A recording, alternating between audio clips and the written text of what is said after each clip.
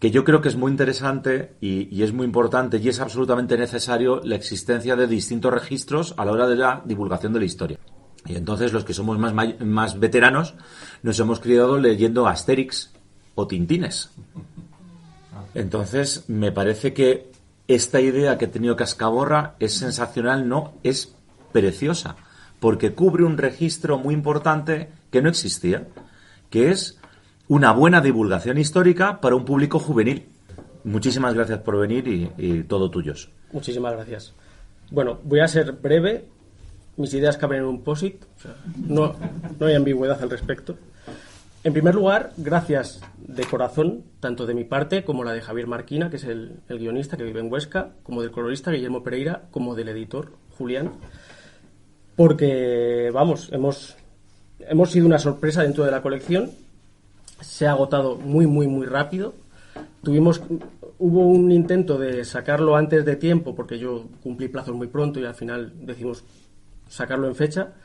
Por suerte, porque si no hubiéramos salido en mitad del confinamiento. Así que hemos tenido la suerte de que justo cuando salimos fue cuando se pudo volver a acudir a las librerías. Y la gente salía nerviosita a comprar tebeos y por suerte estábamos nosotros allí. La historia del milagro de Empel, vamos, no la voy a contar porque seguramente cualquiera de ustedes la conoce mucho mejor que incluso los autores que hemos hecho este cómic. Y nos dio una serie de títulos, porque Cascaborra lo que pretende es eso, ir cubriendo mediante títulos, no cronológicamente, una serie de hitos de la historia de España. De entre todas las propuestas, que había como 6 o 7, a mí me llamaba la atención Nordlingen, la guerra de los 30 años, porque me interesaba bastante el tema. Había varias que discutimos el guionista y yo, y la que a los dos nos llamaba más era Empel. Javi no conocía la historia del milagro de Empel, y yo, como, vamos, yo os digo que sí me interesaba mucho la historia en general, sí había leído de Pavía Rocroi, de Juan Albí de la Cuesta, y además soy muy seguidor de un podcast que se llama Histocast, que seguro que casi todos conocéis, y tienen un programa especial sobre Empel, que ha sido nuestra hoja de ruta a la hora de hacer este cómic, ese podcast. De Pavía Rocroi fue la base de nuestra documentación en cuanto a cómo vivía aquella gente y demás.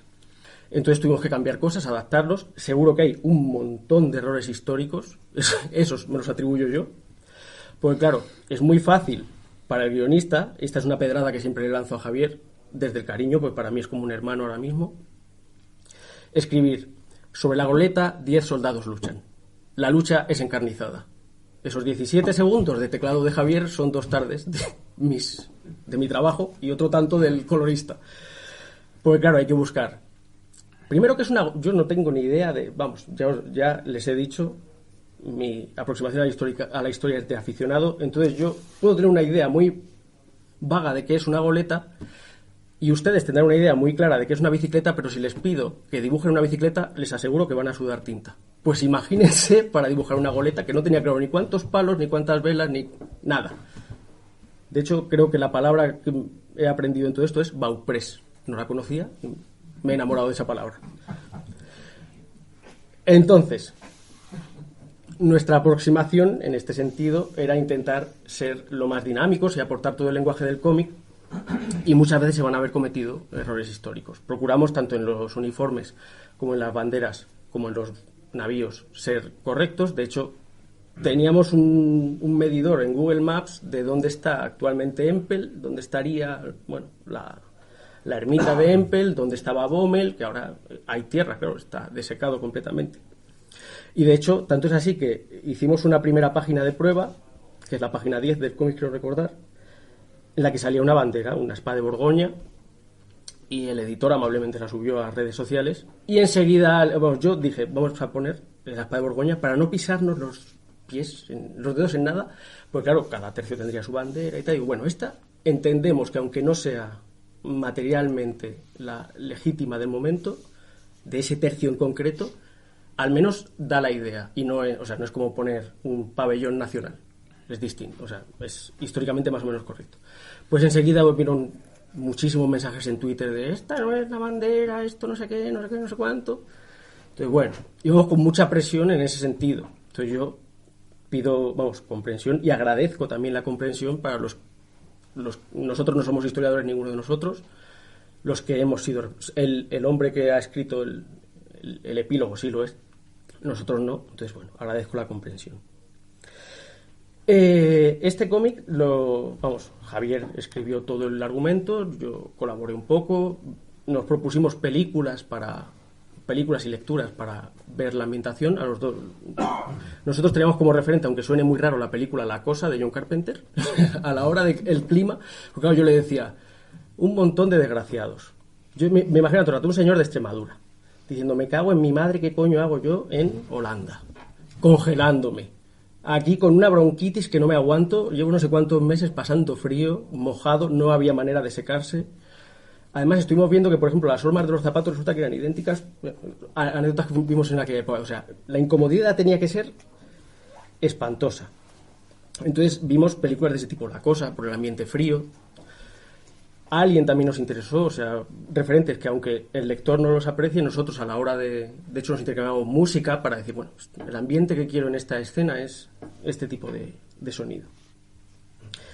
Javi escribió todo el guión, yo colaboré en algunas cosas porque Javi es muy abierto y el cómic siempre es un proceso colaborativo, o sea, no hay un...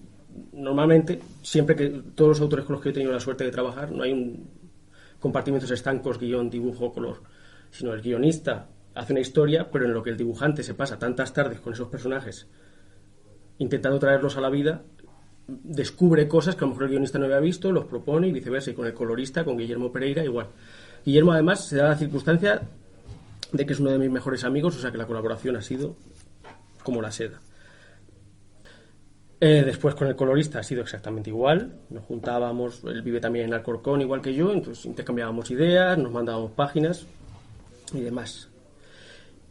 El cómic ha funcionado muy muy bien, yo estoy muy satisfecho, no me esperaba tan buena acogida, la verdad, no puedo estar más satisfecho, Javier igual, Guillermo igual, Julián mejor porque es el editor, o sea, el jefe no va a estar contento, tan contento está que quiere que le hagamos más, o sea que creo que eso es el mejor indicativo de que un jefe está satisfecho con tu trabajo.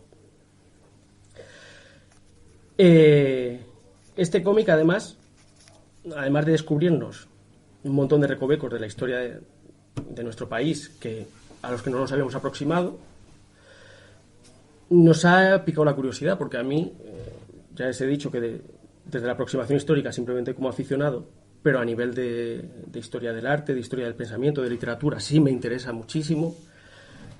Este cómic nos ha invitado a indagar un poco más en este periodo, en este entre siglos, entre el siglo XVI y el XVIII, el XVI y el XVII, sí. Este periodo del tardo Renacimiento, primer barroco, y de hecho, si todo va bien, lo digo aquí en primicia, sin pedirle permiso a Julián, pero me va a perdonar porque al final son ventas para él, vamos a hacer un cómic sobre Cervantes. El mismo guionista y yo, bueno, en concreto, si nos deja Julián, va a ser un cómic sobre los años de Cervantes en Argel. O sea, nos interesa hacer una historia. Es lo que a mí me interesa, porque a mí al final un cómic viejo es que huele a flechas y pelayos. Si se lee un cómic que nada más que son didascalias, textos largos y una pequeña viñeta. Entonces queremos hacer una historia carcelaria, o sea, un expreso el expreso de medianoche, pero en Argel. Queremos contar una historia divertida, angustiosa, de fuga de prisioneros. Cervantes tuvo hasta 4 intentos de fuga de Argel, con esta premisa.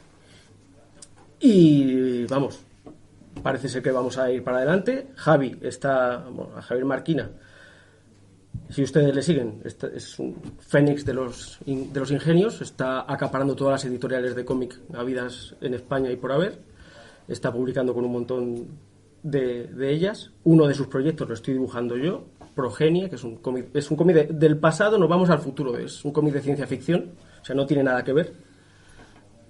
Ha sido mucho menos pesado el papel de la documentación histórica, desde luego, porque me lo he tenido que inventar todo, o sea que es mucho más cómodo. Que si todo va bien saldrá con Sally Books a lo largo de 2021. Después nos embarcaremos con el cómic sobre Cervantes, que aún lo estamos discutiendo, o sea, no está ni escrito ni... Hay algunos diseños por mi parte, pero no está preparado aún para salir. Vamos, para salir ni para salir de la mente de Javi, que tiene que escribirlo. Y bueno, Guillermo está coloreando ahora algunos cómics para el mercado francés, que es bastante, en el terreno del cómic, Francia quizás sea el referente europeo en cuanto a el modelo de editorial de cómic, es el que mejor funciona y al que, si todo va bien, algún día podremos aspirar desde aquí. Y yo ahora voy a empezar una colaboración con Juan Torres, que es uno de los guionistas más prestigiosos del cómic español. Tengo la inmensa suerte de que ha contado conmigo. Es el guionista, por ejemplo, del cómic Goya, Lo Sublime Terrible, y ahora va a sacar una biografía sobre Benito Pérez Galdós, que es muy interesante también. Y aparte, normalmente hace cómics de terror. O sea, digo aquí los cómics históricos. El nuestro va a ser una recreación del personaje Solomon Kane, que está creado por Robert E. Howard, el autor de Conan el Bárbaro. Y vamos a hacer ahí una historia de caza de brujas muy entretenida. Y creo que nada más. Perdón por haberme entretenido quizá de más, porque probablemente me haya alargado. Muchísimas gracias.